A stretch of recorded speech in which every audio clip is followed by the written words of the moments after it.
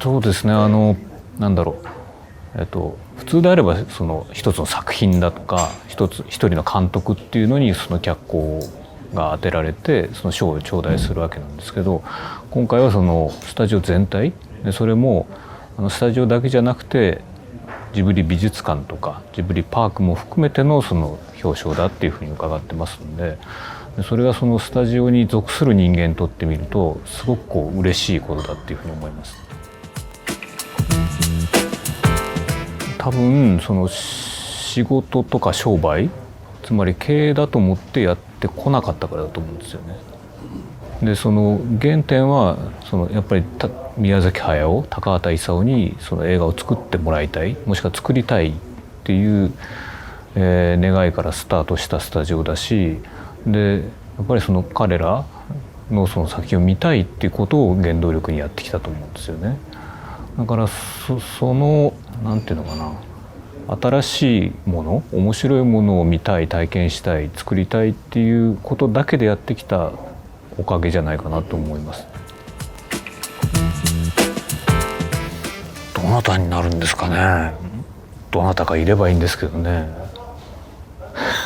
古い監督さんがまだ頑張ってるので、なかなかその世代交代はうまくいかないですね。スタッフっていうのは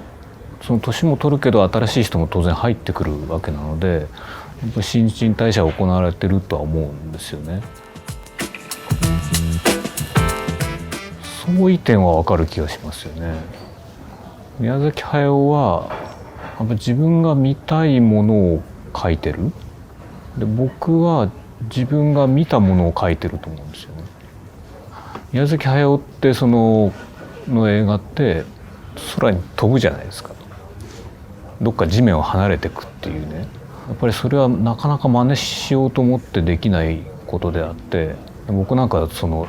常に映画を作ってる時は自分の足は地面から離れないと思うんですよ。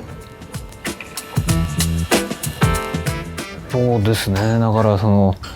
世界中の人がそのジブリの作品をどう見てるかっていうことに関して言うと、もう本当によくわからないですよね。それはやっぱりそれぞれ違う世界、違う文化の中で生きてるわけで、その人たちがじゃあ自分たち日本人と同じような見方をしてるのかどうかは僕らにはわからないです。でただやっぱりインターネットで映画が配信されることになった影響はものすごく大きくて、で今まではねジブリ作品に触れてなかったような人たちがジブリ作品を見るようになってくれてる。でその影響はすごく今大きいなっていうふうに感じてます。多分あるんじゃないですか。